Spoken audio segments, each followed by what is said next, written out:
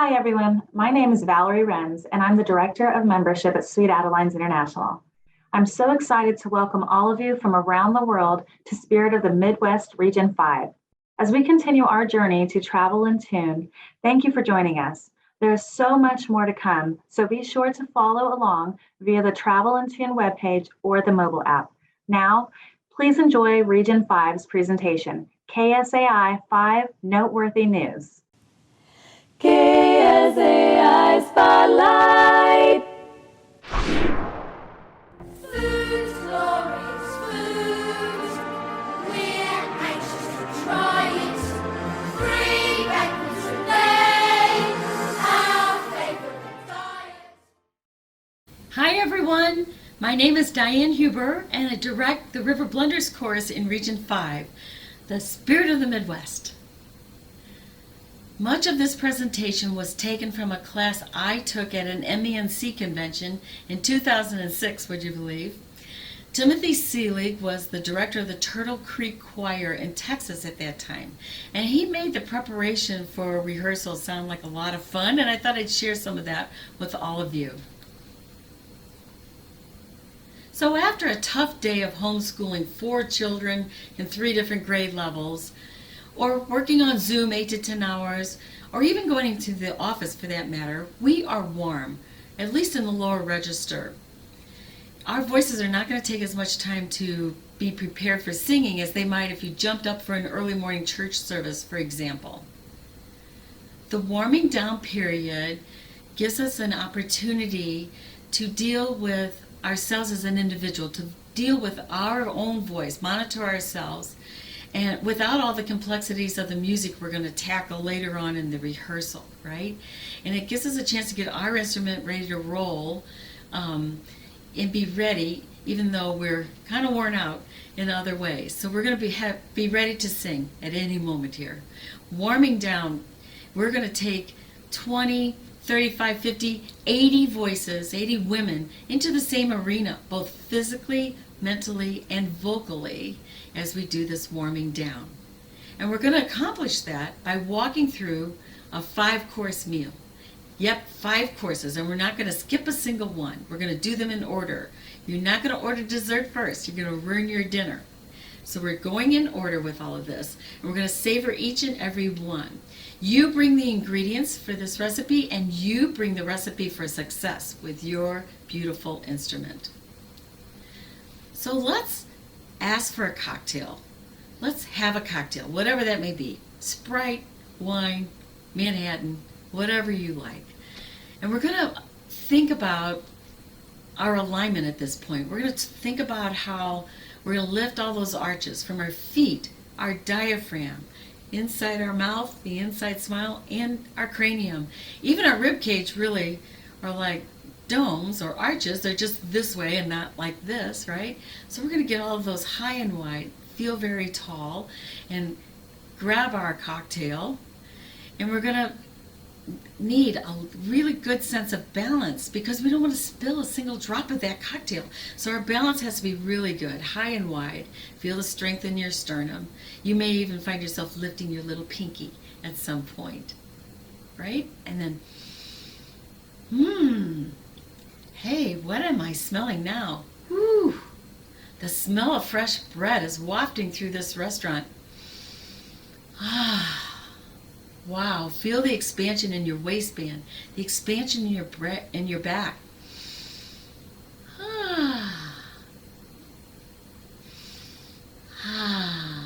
Nice. Now sit your cocktail down in a safe place. Whether you're seated at this point or still standing, continue to think about the arches, your feet, your diaphragm. Your chest is high and wide, a lot of strength here in your sternum. Everything lifted, all right?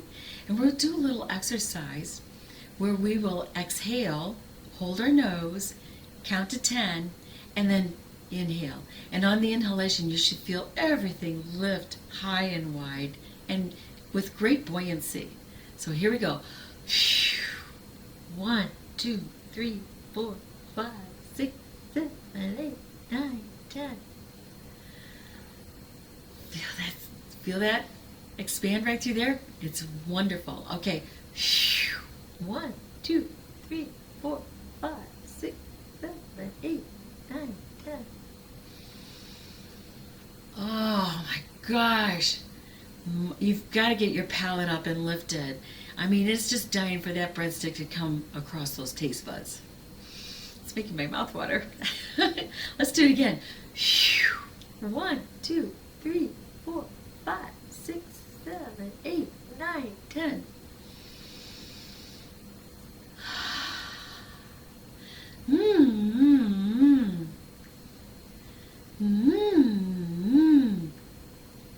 So we're doing a little humming.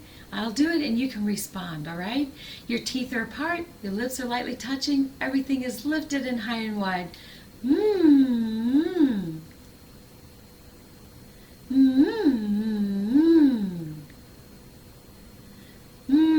Ma. Oh my goodness, yes, it's a soup course. Ah. Ma. Good. Good. Continue to lift. You don't want that to fall on the back. Good. It doesn't even look as good. Good. Good. Good.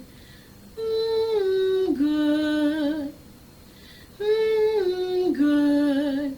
Ooh, that reminds me of the Campbell Soup song, all right? Lee, lee, lee, lee, lee, lee, lee, lee. 5, 5, 5, 5, 5, 4, 3, 2, 1, 5, 1. Keep that buoyancy, keep everything high and wide. Think about the lift at all times. Lee, lee, lee, lee, lee, lee, lee, lee. Lee, lee, lee, lee, lee, lee, lee.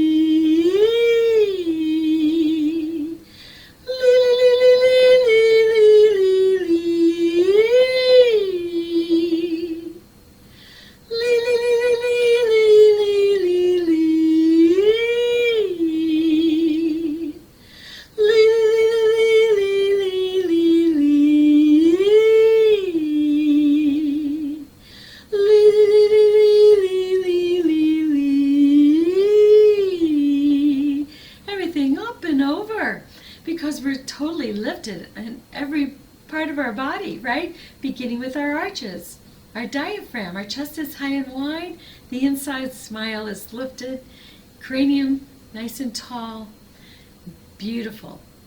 All right, here comes the main course. Now I've ordered pasta with meat and red sauce, and it's blended perfectly. It's so beautiful. And that's what we're going to do now with our voices. We're going to blend our voices like this beautiful plate of pasta by opening up and using more resonance, all right? So this will be a call and response as well. Mo, mo, mo, mo. Mo, mo, mo, mo. Staying tall. Mo, mo, mo, mo, mo, mo, mo, mo, mo. Mo, mo, mo, mo. Mo, mo, mo. Up and over. Mo, mo, mo, mo. Mo, mo, mo, mo, mo, mo. Mo, mo, mo, mo, mo, mo. Mo, mo, mo, mo, mo, mo. Mo, mo, mo, mo, mo, mo. Keep everything lifted. Mo, mo, mo, mo, mo, mo, mo. Mo, mo, mo, mo, mo, mo, mo. Mo, mo, mo, mo. Mo, mo, mo, mo. Mo, mo, mo, mo. Beautiful, open, resonant sound, rich, round sound. And now we want to engage the articulators, but we need to be a little cautious with that. We don't want to interrupt that beautiful sound we've just created. So thinking of singing from here and up, ta, ta, ta, ta, ta, ta, ta, ta, ta, ta, ti, ta, ta, ti, ta, ta, ti. Ta-te-ti-to. Beautiful. Open, rich, round sound. And we're not going to interrupt this sound. We don't want synchronization errors all night long, right? Let your tongue do the work. Just open up. Ta-te-ti-to-tu. Ta-te-ti-to-tu. So we don't overwork our jaw. We don't punch those articulators. Exactly. We are ready for the dessert course. We're on number 5 already. Would you believe?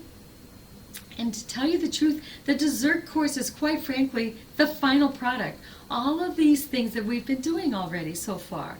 Beginning with our cocktail and our beautiful alignment, high and wide, and keeping our balance as beautiful as possible and as comfortable as possible as well. And then the breath, inhaling the beautiful garlic bread. Feeling the expansion in your back and your waistband.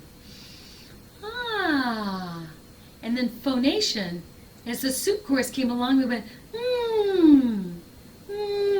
good, good. Quite frankly, just making sound on the breath. That's phonation. Good. Ah. Ah. The resonation was the main course. Everything blended beautifully together to form a rich, round, resonant sound. Ma-mo-mo-mo. Ma-mo-mo-mo. Ma-mo-mo-mo-mo-mo-mo-mo. Maintain your alignment, singing on the breath, making the beautiful tone on the breath, keeping the sound open, rich, and resonant, with little interruption with the articulators. Ta-te-ti, ta-te-ti, ta-te-ti. Fantastic. At this point of the warming down session, we would probably hum or bubble a little bit of one of our charts we're going to work on later on in the evening, and then add the lyric. I think you will be amazed by the gorgeous sound you've created during this warming down period. Bon appetit!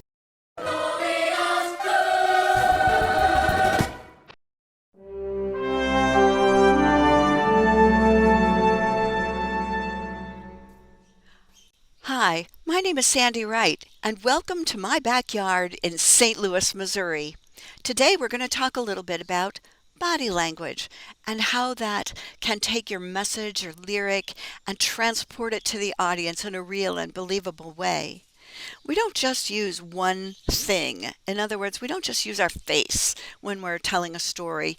We use a lot of our body parts, and we're going to break it down just a little bit so that you can understand what it means to have a body cluster of different movement, different feelings that can go into a song to make it so believable. For example, eyes. The eyes are the windows to the soul, and we vary our eyes as we sing. We don't ever want a truly wide-eyed look. That looks a little bit like a serial killer. So we want to be able to vary our eye width throughout our performance. That means narrowing the eye for something that you really want to say that's important, or opening the eye up and just relaxing it so that it's moist and there's no real tension in the eyes. The chin is another part of our body that we use a lot in normal speaking, but sometimes it just gets fixed on stage. A level head, a chin that is straight ahead, is going to say one thing, but a drop of the chin is a more nurturing look. And if you take your chin up too high, you start looking down your nose at the audience. We don't want that. We don't want you to look at the exit sign in the back of the room. We want to lower that gaze so that you're looking with some a convincing emotion. Also, if you want to lower your chin just a little bit, it gives you even more nurture. And just by tilting the head slightly to the side, it gives you even more of an approachable, empathetic look. Also, we see a lot of flirty, we sing flirty eyes a lot, but it's amazing how many times I've got those flirty eyes and it's a straight ahead, kind of a wide-eyed look, when actually a flirty eye is more to the side with a side glance I've got those flirty eyes, engaging the chin and the head while you're singing it.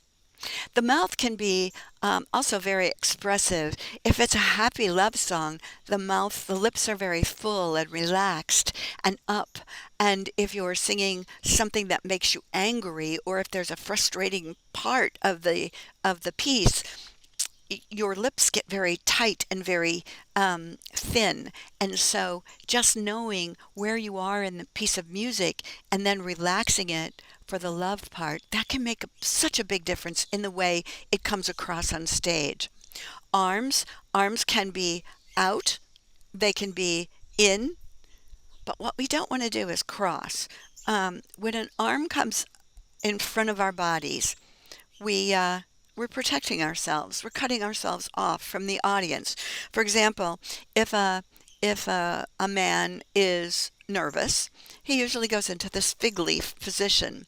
Well, girls do the same thing. It's just a little more subtle. They begin to cross. They begin to go into this protection mode where they're protecting all their vital parts. And so we have to be careful that we don't sing with our hands in front of our body, because that's a block. Um, Also, shoulders. Shoulders can say so much. It's not enough to just put an arm out. The shoulders have to go as well. A back shoulder is a prideful move. A front shoulder says sadness, or sometimes love can be something that's endearing and soft. Also, shoulders can be sensual. They can come up, and when they do, the arms will come up with them. And then there's always the feet and the stance.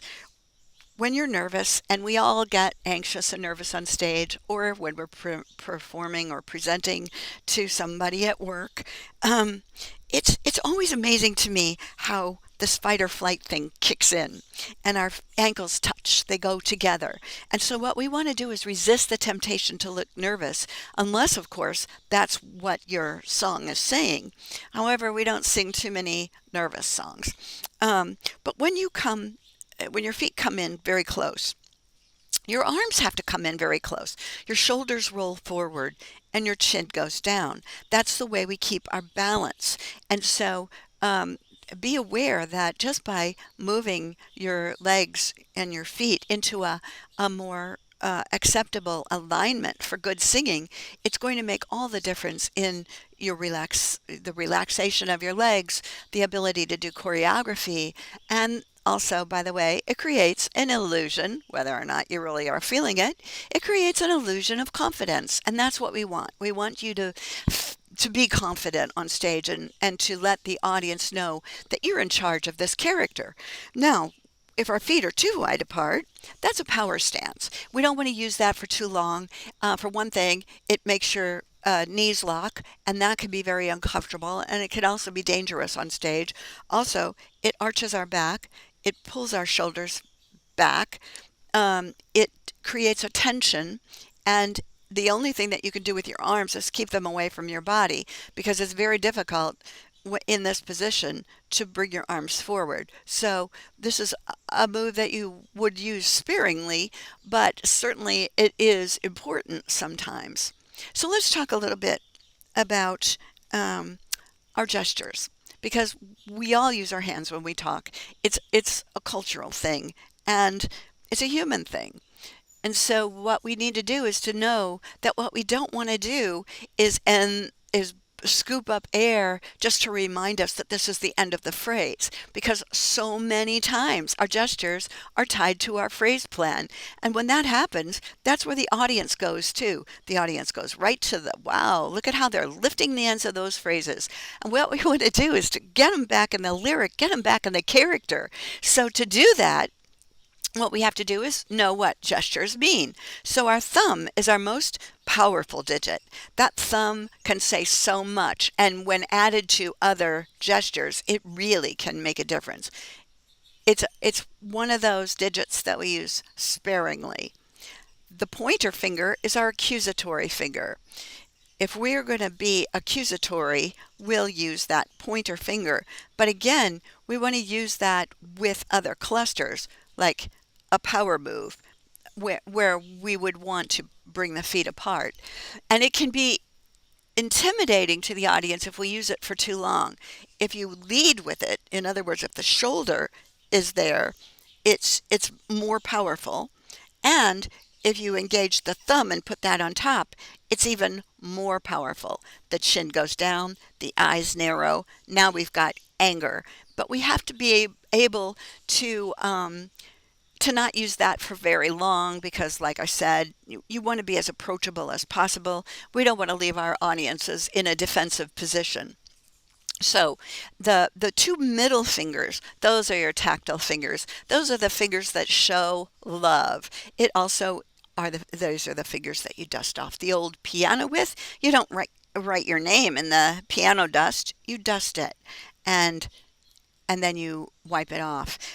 You touch yourself. You feel. Those are your feeling fingers. So if you want something that says love or something a little softer than just normal singing, what you'll do is you'll lead with the tactile fingers, and if you want to bring it back, you bring it back with the tactile fingers, and that will show true love. So the tactile fingers are your emotion. They carry the emotion, the feeling.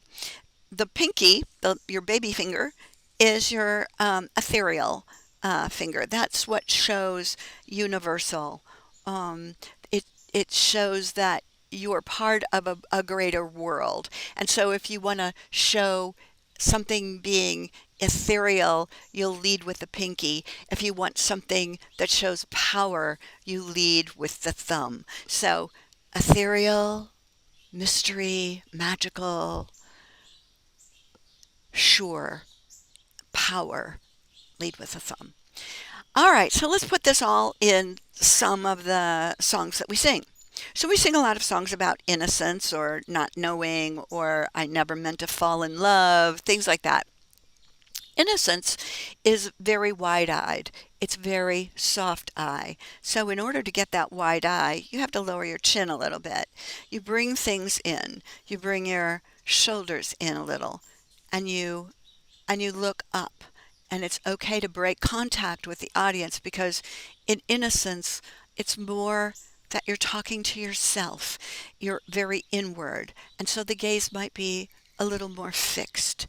Then in power and pride, that's that wide stance, maybe hands on hips. And there's a difference between hands on hips in power, where the chin is level or even a little higher, and sexy, which is just a drop of the chin and a narrowing of the eye. So watch this. Power and pride,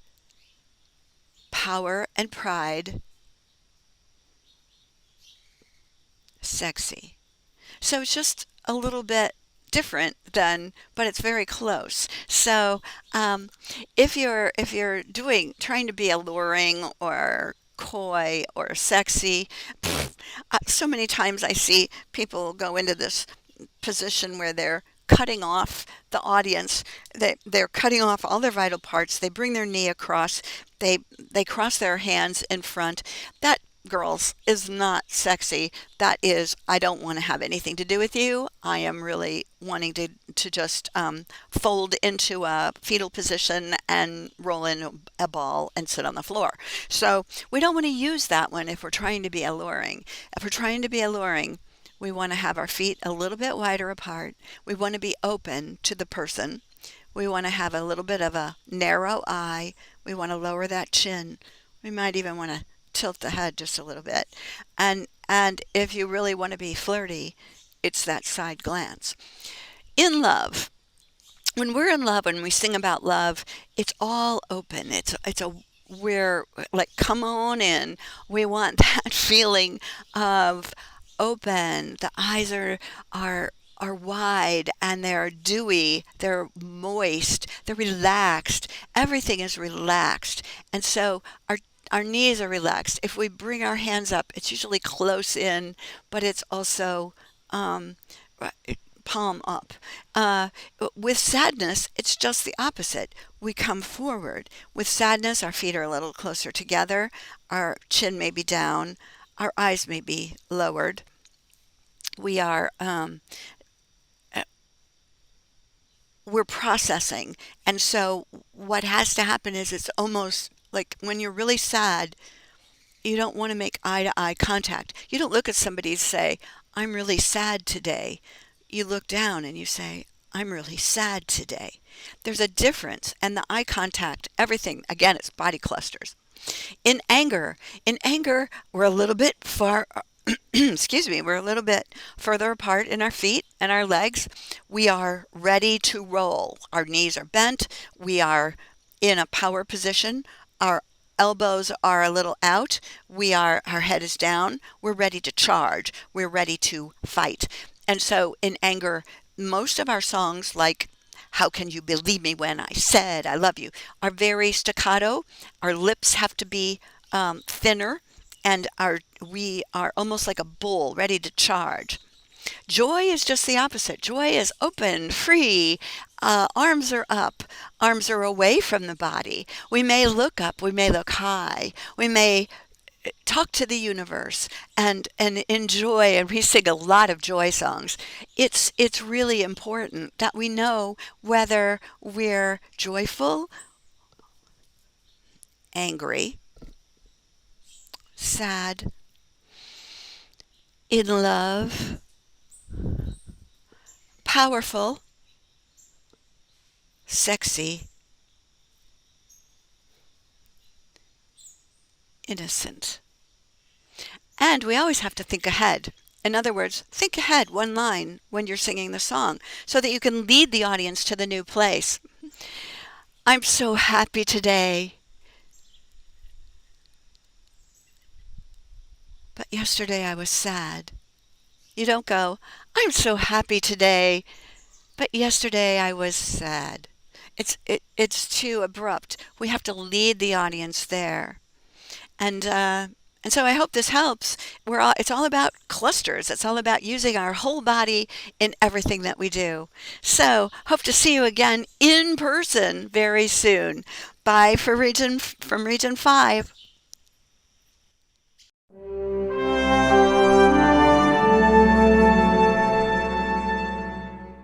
Hello, Sweet Adelines. My name is Rob Mance from Vocal Standard Chorus, and welcome to this part of Region 5's Travel and Tune video, Painting with Tonal Color.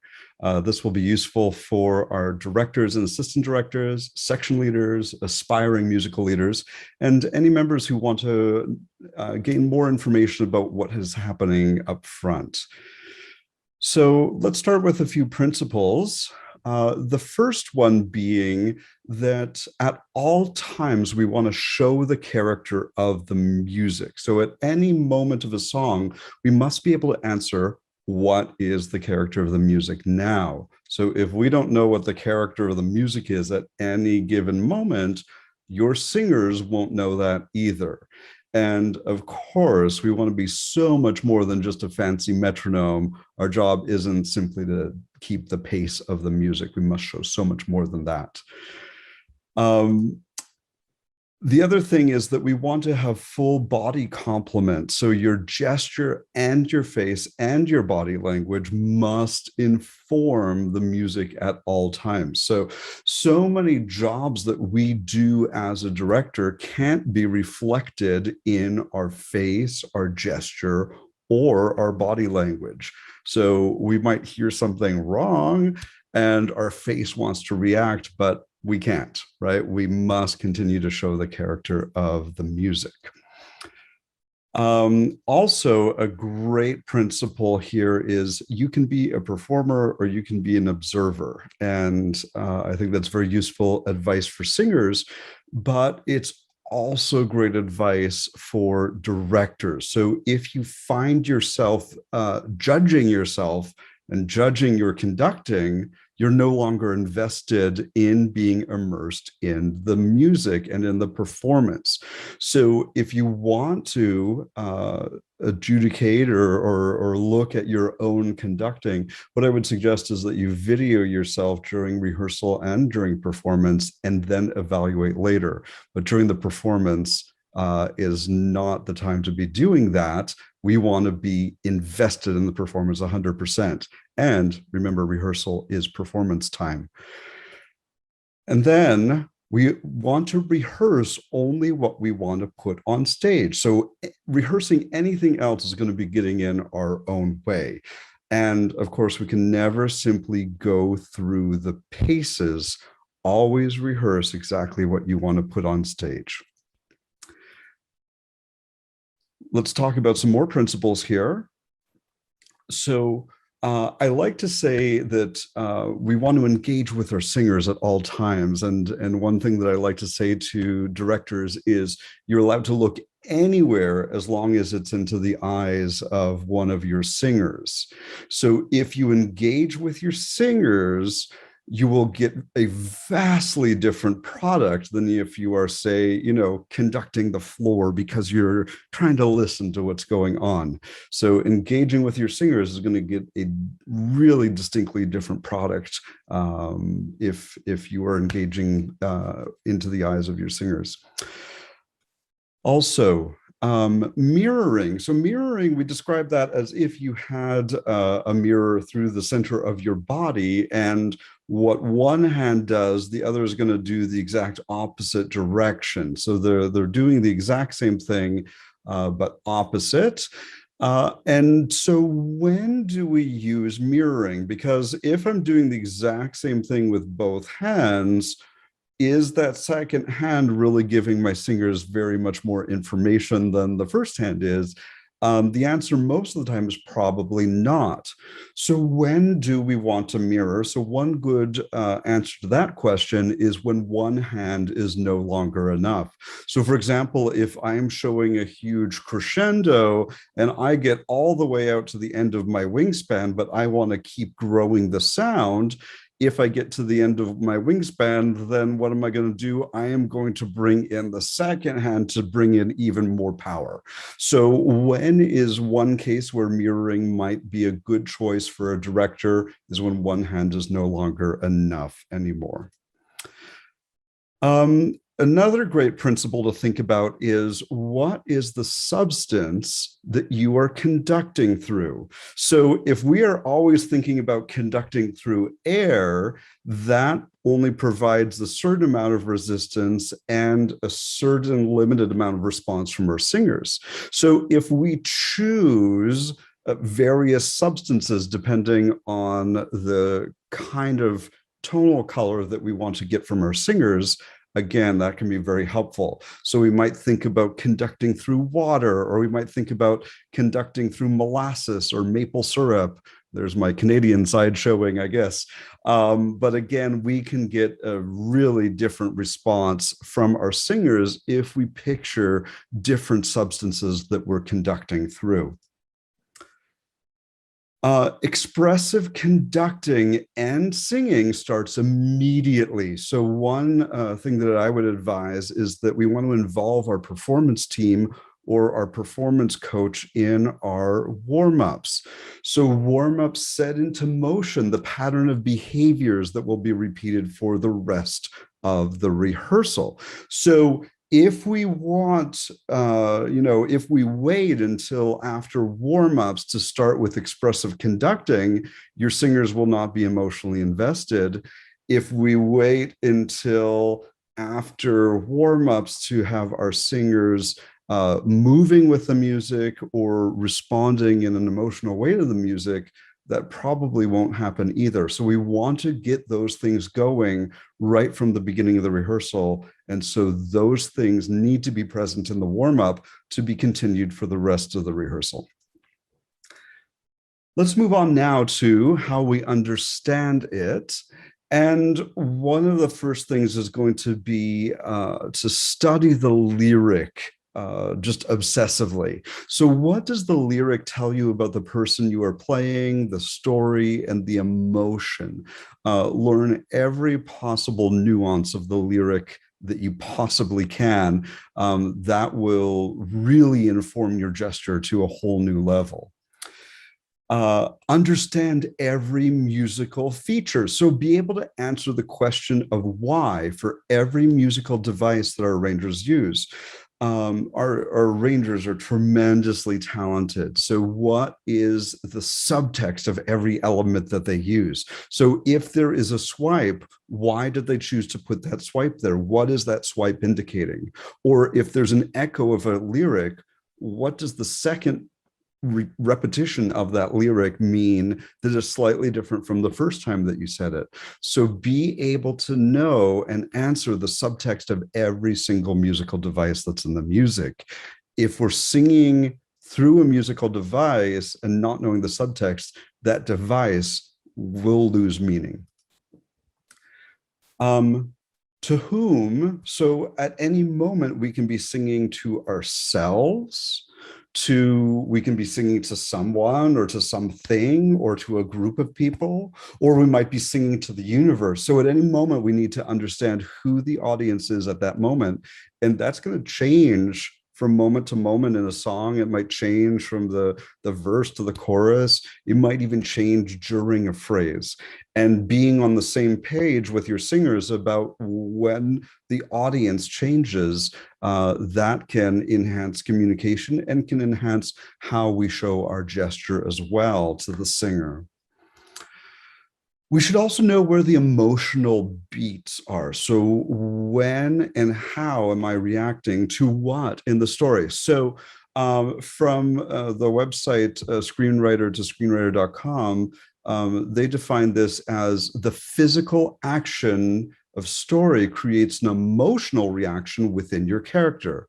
And these are the emotional beats, the moments of emotional reaction that then show us what motivates the next action within the character.